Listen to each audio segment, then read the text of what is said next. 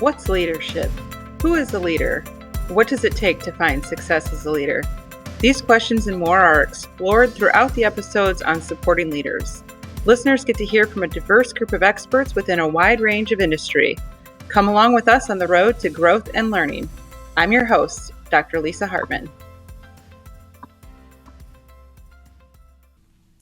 In today's episode of Supporting Leaders, I have Dr. Peter Gabriel on the show, and he spent about 20 years in corporate life, and he then transitioned into coaching. And so he coaches a variety of leaders in a variety of different environments, and he has so much knowledge to share with us. We talk about self-awareness. We talk about emotional intelligence.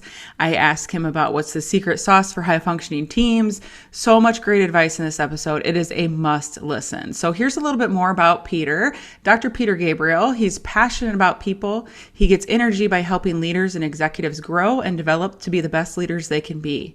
He's an expert in executive coaching, leadership development, and emotional intelligence with Key Leadership. Peter coaches C-suite executives, emerging leaders, and managers to develop self-awareness, behaviors, and skills to be more effective as leaders. Peter has extensive experience in the corporate environment. Prior to Key Leadership, he spent many years working with corporate clients at Vanguard, a global investment manager. Peter had responsibility for 12 teams with 4 to 5 employees associated with each team. He completed his doctorate of education in leadership at Creighton. His dissertation focused on gender diversity and leadership and was presented at the 2018 International Leadership Association Global Conference. He's an adjunct professor at Robert Morris, where he teaches human resources to undergrad students. He was the 2020 president for the Pittsburgh Human Resources Association and the 2019 president for the Pittsburgh chapter of the International Coach Federation. Peter leverages his professional and volunteer experience, research areas, and education with coaching clients. Enjoy this next episode of Supporting Leaders. Well, this afternoon, I have Dr. Peter Gabriel with us. And Peter, thank you so much for being on the show. I don't think you and I have actually met in person, but we both went through the same program through Creighton. So I'm so excited to talk to you, and I'm so happy that you agreed to be on the show today. Likewise. And it's always good to see a fellow Blue Jay. So good to see you. Yes. So let's just dive in. I think that your background is so interesting and fascinating. And one of the roles that you serve in, you're an executive coach. So tell us a little bit more about what you do. What's an executive coach? Sure, I'd love to. I'm a professional certified coach through the International Coach Federation. There's 3 levels to coaching in the sense of the certification process. And so I'm in the mid-tier. I would say I'm not a master coach. That would be the next level, but I did attain the professional certified coach level. And what I do is work with leaders. I think we all know, or maybe we don't, but that self-awareness is the foundation of leadership. So I help leaders develop their self-awareness so that they can become better leaders. So I work with them by asking powerful questions, getting them to reflect and think about, there's certain situations that they may be working on. Maybe they want to become a better leader. And in getting them to reflect, you can typically help develop that self-awareness so they can be stronger leaders. In coaching, we often say that it's about asking questions. It's not about telling someone. So there's a lot of confusion sometimes between a mentor and a coach. What does a coach do? What does a mentor do? A coach is not someone that's going to provide you answers. That's not their goal. Coach is someone that is going to be that partner, that mirror for you, that you're going to run some scenarios by, and they're going to ask you questions to get you to think and reflect. Well, that really sounds empowering, instead of just somebody coming in and saying, this is what you do, and now I'm going to leave. But what you're talking about really sounds like that empowers people.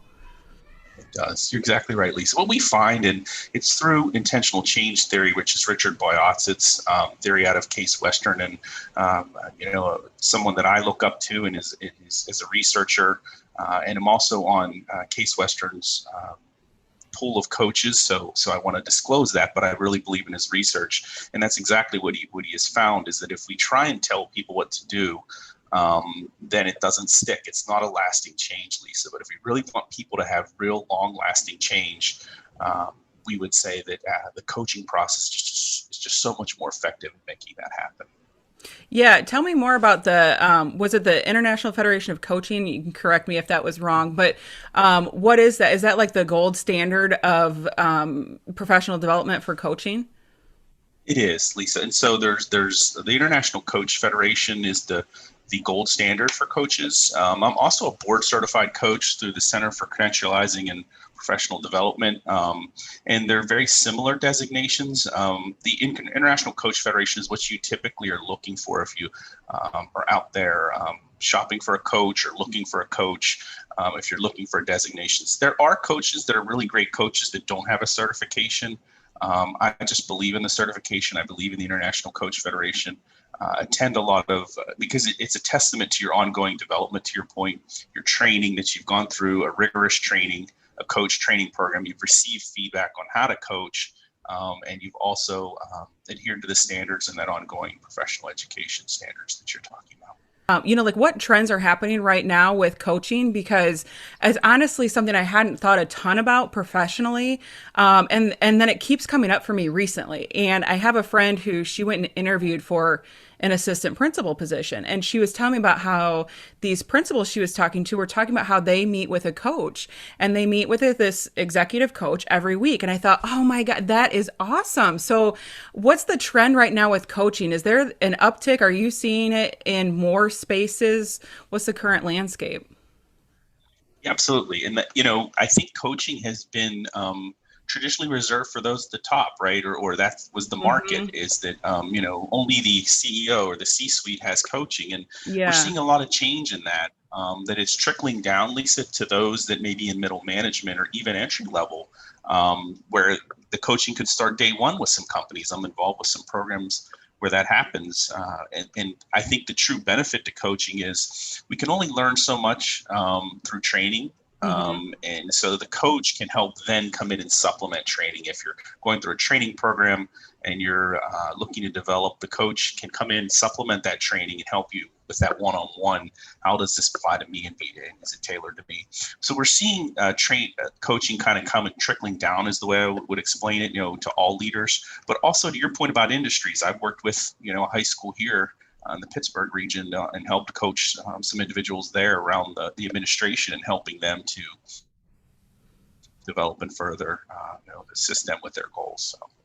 I just love that because I think that sometimes there's only so much your direct supervisor can do, or they might have so much else going on. So for places to think ahead like that and think about how to engage with coaching, that's exciting to me. So when I hear you talk about, sometimes you might be working with that mid-level manager, that C-suite level manager, what's the biggest difference in challenges that they face? Your emerging leader versus someone who's been in it for quite some time. Yeah, I think that the there's a lot of challenges for both. The emerging leader is really trying to, maybe let's say their first time with as a manager. They're trying to establish credibility with their team, trying to work on building a team and being effective and inspiring a team, getting credibility with the team. So you see a lot of that. So they've been very successful, right? You tend to see someone who's an individual contributor, and they have great skills, and they might be great technical Yeah. skills, and then they move into a management role, right, Lisa? It's completely different. It's, well, I'm a fish out of water. What do I do? And so I've worked with a lot of leaders around that, in the pharma industry, I mean, across all industries, but most recently in the pharma industry, to say, okay, you're now leading a team. What we did in the prior job, we now need to kind of shift and look at what we're looking to do going forward in terms of accomplishing goals. And so the goal becomes about the team. It's no longer about Hmm. myself as an individual contributor. How am I going to inspire that team? Um, I think that what they both have in common is the strategic aspect of the job. So the new manager is being asked, or that emerging leader, to be more strategic. The person in the C-suite, they're already there. They're at that level of being strategic. They're really just looking for someone at the C-suite to be a thought partner with and to challenge them and to ask them questions Hmm. to get them to think. Because to be honest with you, Lisa, they don't get that time, right? They don't Yeah. they don't have time set aside. So working with a coach provides them that space or that shelf to do that, so that they know, okay, if I'm meeting with my coach, it's 45 minutes focused on me, that I can just reflect and think and talk. So. Yeah, and those are two, very different experiences, I would think. But I love that too, what you talked about with the new leader, because I think, yeah, you go from being this individual contributor to now you're managing others. And so for some of those people, there hasn't been classes. And even if there has been classes, it's just a totally different thing to just dive in and do it. So to have a coach alongside of you, I think I would imagine, and you could speak to if you've seen this happen, but I would imagine that that helps you move faster to be able to have somebody coach you and support you with, what's about to happen. Yeah, absolutely. Yeah, I remember when I was first made a manager at Vanguard, and I got a team, and I got several teams reporting to me actually, and I went back to my desk, and then I went, now what do I do? I Yeah. remember Yeah. that, right, Yeah. distinctly. And so having a coach, to your point, can definitely help with how fast that you can have impact, to your point. And so I think that's really helpful to companies to say, or organizations, how can we have impact here in the probably the quicker way, and so getting someone to reflect and think about, okay, now what are we going to keep from the old job, and how do we have to change? Even those simple questions, Lisa, and getting someone to think about that. Again, I don't have the answers, but I'm going to ask you those questions to get you to think about how you need to Yeah. change and how it Yeah. looks different. Yeah. So when you're talking about supporting leaders through coaching, and you just talked about, moving from sometimes from that individual contributor to now you're a leader of other people and thinking about the team. Now it's the shift to thinking about the team. So, as you've worked with leaders, is there like a secret sauce to getting a high functioning team rolling? Yes, there's some things that we can do, and I like to start first with the structure and putting a nice structure in place. If you are a new leader of a team, or even if your team's maybe not ideal for you. So the first thing I like to work on with the teams that I do is say, okay, what's the purpose? What's our purpose? Why do we exist? Right? Research shows if we don't have a purpose, that we aren't as effective. So that's the Mhm. first thing I do to build it from the ground up. The thing that I think is so important is Lencioni has his 5 functions of a team, or 5 dysfunctions. I prefer the positive, the functions, but he talks about trust, but I prefer the term psychological safety. Mm. And that's where we feel free to share, right? And this takes a level of vulnerability. When I work with individuals, we're working with someone at Coca-Cola right now, and that idea of I'm the team leader, but I'm going to be vulnerable, right? I'm Yep. leading this team. I can set the tone by being vulnerable, and if I'm willing to be vulnerable, the team will follow. And Hmm. so admitting, right, that when I fall short, and having that psychological safety built into the team, so that everyone is going to then help each other, and pick up the slack when somebody might need help, right? Or they might need a Yeah. pep talk, or they might need some help with work. So I think being vulnerable is important. And then the final thing that I'll say about teams to me is, if you think about them, you usually have to have a bonding event, excuse me, something that binds the team together. Hmm. So we usually have to go through something, Lisa, a challenge, right? And this isn't in any research. This is just me anecdotally. When I've been on teams, maybe it's as simple as when I had my teams, we would travel together and get real close, and that Yeah. changed the dynamic, right? I'm not a big believer in, hey, let's all share this personal stuff, and now we're going to be a better team. And sometimes those things can happen, but I think a real bonding event, whether it's a challenge with a client, or we've traveled together and experienced something together, and we can Yeah. make a joke about it, or we have that bonding event, I really think that's can really bring a team together. Yeah, well, and so I'm glad you brought up the 5 dysfunctions of a team, and because I really enjoyed that book. I think it left me a little bit like, okay, well, if you assess that you're at one place and something's missing, now what? And so for you to talk about, the opposite of trust is, or the opposite of not having trust is to be vulnerable. And I think you kind of answered the question that if you don't have it as a leader, you need to begin to model that for your team. Absolutely, Lisa.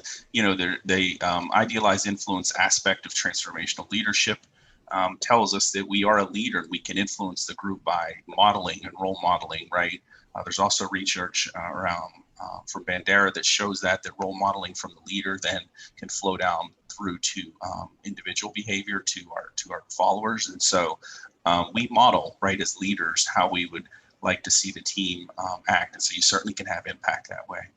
Yeah, and I think that flows nicely into the next question that I was going to ask you. But like, are there some skills that, like, if really well developed, that have like the most amount of impact for a leader? And maybe that's for their own self awareness, or maybe that's for leading their team. But what have you seen as you've worked with leaders?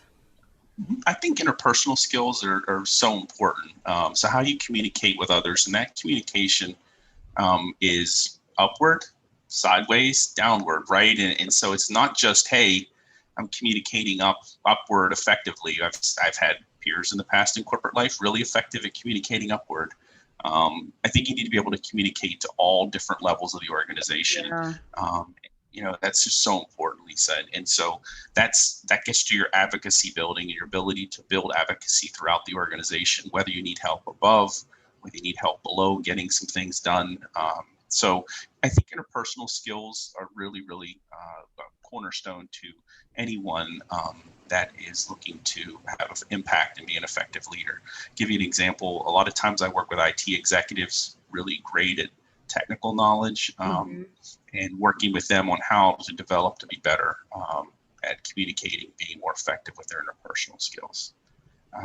Some of the other things I think that are important is, leadership is really important in terms of inspiring the team, inspiring others. And so having a vision of what you want to look like in 3 or 5 years. And I'm talking you personally, but also you as the team, you as the group, you as your department, whatever you're leading.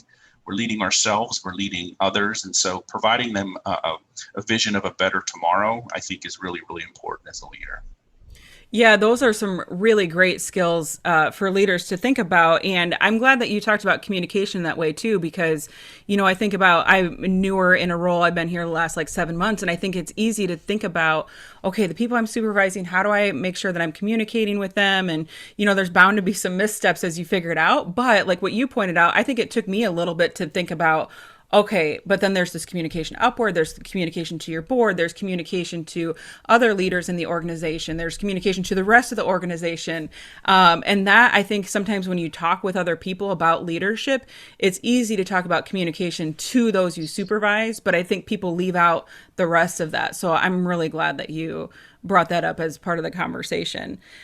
So this connects too back to some of what you just talked about, but I see that you work a lot too with leaders with emotional intelligence. So describe what's emotional intelligence. How is that the same or different from some of the other things we've been talking about? Similar to, you need to have emotional intelligence, right? It's another ingredient that's important for success in your professional life, no matter probably what you do, whether you're a nurse, whether you're a manager, whether you work in IT, whether you're an educator, right? Having those emotional intelligence skills are really important. It's that ability to really understand your own emotions and how they're interacting with your behavior, understanding the emotions in others, right? And then taking these two things and assimilating them and saying, how can I use this knowledge to be more effective and agile in my building relationships? So that's what business is all about. It's about building effective relationships. It's so important and critical. So I give you an example. If you and I are working together and you're frustrated, and you aren't going to use the words frustrated, Lisa, to me, you're going to describe behaviors, or actions or things or activities that are going on in your environment. A lot of times what I observe is if you keep talking about these interactions, we tend to walk in a circle or keep coming around in a circle and not getting out of that circle, right? And it tends to just be a circular discussion. And one way to get out of that circular discussion, to me, and I've used it effectively and coach people, is to say, call out the emotion instead of trying to address the problem. Say, I'm sensing you're frustrated, Lisa. What are you sensing? And then your response then tells me the emotion. And I've had people disagree, say, no, Peter, I'm not frustrated. I'm angry. Okay, well, tell me about that. Because a lot of times we as business people or even leaders in education or whatever in government, we try and just solve the problem for the person. If we're really showing we're effectively listening to them, we will address the emotion so then the behavior can follow, right? If we don't address the emotion, you tend to see the conversation just be circular. So I think it's really important to understand your own emotions that are, and check those, understand the emotions in others, and having that ability to delicately say to them, I'm sensing you are apathetic about this, right? Maybe you sense someone who's reporting to you is not taking a lot of initiative. Instead of saying you're not taking a lot of initiative, call out an emotion, right? I'm sensing you're apathetic about this. Well, tell me about that.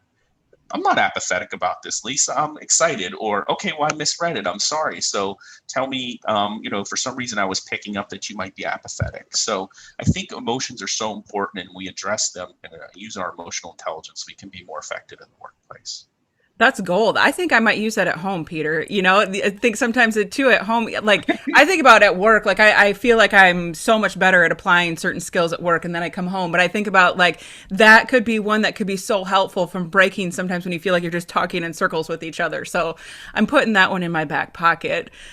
So over the length of time that you've been doing this, has it changed what the biggest challenges are for leaders? Or in today's climate, in today's world, is the biggest challenge for leaders something new and unique that hasn't been there before? I think the biggest challenge for leaders is the pandemic. And so Yeah. I know I'm going to be saying what most people would say and stating the obvious, but I want to go there just for a little bit and talk about that in the sense that the pandemic has leaders are anxious, followers are anxious, your teams are anxious. So building resiliency is a huge part of what I'm seeing in coaching. So how do we bounce back? And so how do we have those pathways to renewal? And so mindfulness is a big thing. And so mindfulness to me and from our Creighton Jesuit Ignatian values is really a reflection. It's just another term for reflecting. And so really setting time aside, Lisa, to say, okay, I'm going to, even if you can do 1 minute a day, it's better than trying to do 20 minutes on a weekend, right? If you can just do 30 seconds to a minute, I try and get my clients to do. And really it's sitting in silence with yourself and sometimes even clearing your mind, right? And that can be real effective. And there's research that shows that to that pathway to renewal. I do have clients that say, Peter, I'm absolutely never going to do that. And I say, great. Then think about things that do bring you renewal, like going on traveling, and that's been hard in the pandemic. Maybe it's playing with your dog. You really like your dog or your animals. There's things you can do, enjoying time with a loved one, right? So those, your children, your spouse, your significant other, whatever the case may be, your partner. So there are pathways to renewal that may not be very evident to you, but it's all with resiliency. It's about being present. And so we need those pathways to renewal. I'd say the other thing that I'm seeing from leaders is they have huge responsibility that they have through this time around making order out of chaos or bringing order out of chaos for their followers. And so that's something we have as leaders as a burden at times, if you want to call it that, but also an opportunity, I would say, where you can provide a path forward, as we talked about, a vision, but also stand in support of your team and using your emotional intelligence skills to provide empathy, understanding, helping them to, have a vision forward with the chaos that they may be experiencing, but also having that empathetic side to yourself to show them that you're there from your standpoint and you're standing there and supportive in a supportive and empowering way. Yeah, I'm so glad that you brought that up because honestly, when I asked the question, I wasn't necessarily thinking pandemic, but it's right there. It's obvious. And I think it's been a true test of all of us. But I really enjoyed how you kind of ended that optimistically because it has been a great opportunity to think creatively and show people different sides of ourselves. And so I think that was a really great response. Peter, I always end the show with one last question. And so the last question is, what do you know for sure about leadership? Oh, I know for sure about leadership that it's just so important.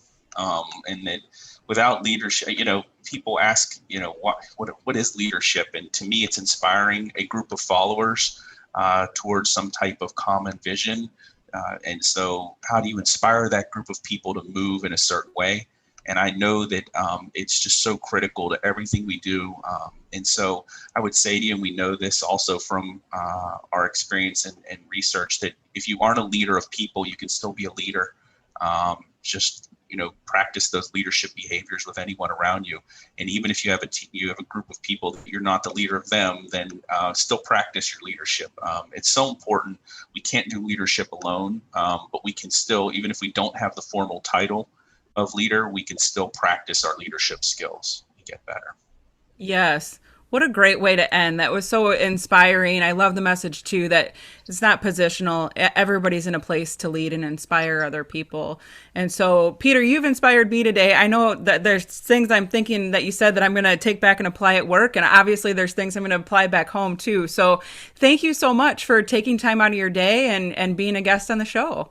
Excellent. Thank you, Lisa, for having me. I really appreciate the time and we share all those people the best in their leadership as they continue to develop and grow. Thanks for listening to the Supporting Leaders podcast. For more on supporting leaders, go to www.supportingleaders.org. Here you'll find links to the YouTube versions of our interviews and links to the podcast. You'll also find articles on leadership. To join in on the conversation, find the Supporting Leaders group on Facebook and find us on Instagram at Supporting Leaders.